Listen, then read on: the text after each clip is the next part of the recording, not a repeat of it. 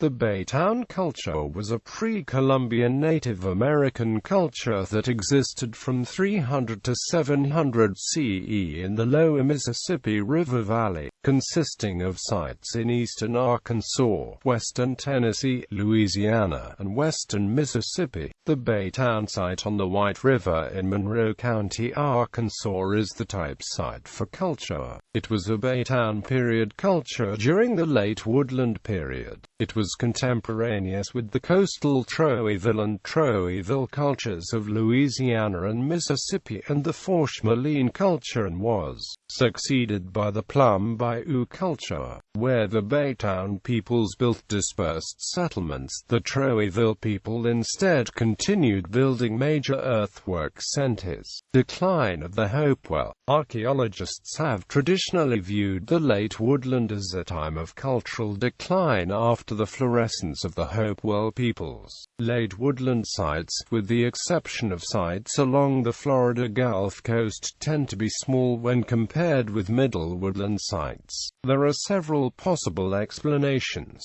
Populations increased beyond the carrying capacity of the land, and, as the elaborate trade system broke down, with groups resorted to raiding rather than trading with other territories to acquire important resources. The rapid replacement of the spear and atlatl with the bow and arrow quickly decimated the large game animals, interrupting the hunting component of food procurement and resulting in settlements breaking down into smaller units to better exploit local resources. Colder climate conditions about 1,600 years ago may have affected yields of gathered foods, such as nuts or starchy seeds. Intensified horticulture became so successful that increased agricultural production may have reduced variation in food resource availability between differing areas. Although this reliance on agriculture with only a few types of plants would have carried with it a risk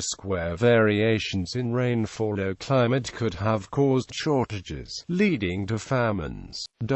In all probability, these four theories are quite interrelated and may have all played a role in the development of the Baytown culture, although few outstanding works of prehistoric art or architecture can be attributed to this time period. Analysis shows that throughout the southeast, the Late Woodland was a very dynamic period. Bow and arrow technology, allowing for increased hunting efficiency, and new varieties of maize, beans, and squash gained importance, which greatly supplemented existing native seed and root plants. Although settlement size was small, there was an increase in the number of late woodland sites over middle woodland sites, indicating a population increase. These factors tend to mark the Late Woodland period as an expansive period, not one of a cultural collapse. Material culture. Diet. Baytown people grew domesticated plants native to eastern North America, such as maygrass, little barley, amaranth, and chenopodium, with lesser amounts of sunflower, sumpweed, knotweed, squash, and bottle gourd. Acorns and hickory nuts were important in the diet, as well as wild fruit such as persimmons, plums, cherries, and various berries and grapes. People hunted white-tailed deer, squirrels, raccoons, turkeys, passenger pigeons, and migratory wildfowl using bows and arrows. They caught various species of fish and aquatic turtles, depending on what lived in the nearby bodies of water. Pottery. Distinctive styles of flat-based pottery jars, hemispherical bowls, and stone points used on atlatl darts are associated with the Baytown culture. Plum Bayou culture developed out of Baytown culture, and there is not a sharp dividing line between the two. They overlap in time, and pottery designs and decorative motifs of the Plum Bayou culture were found at the Baytown site, indicating that use of that site continued after 650 CE. Mulberry Creek wood marked, Latu red, Coles Creek incised, and officer punctated ceramics were found at the Baytown site.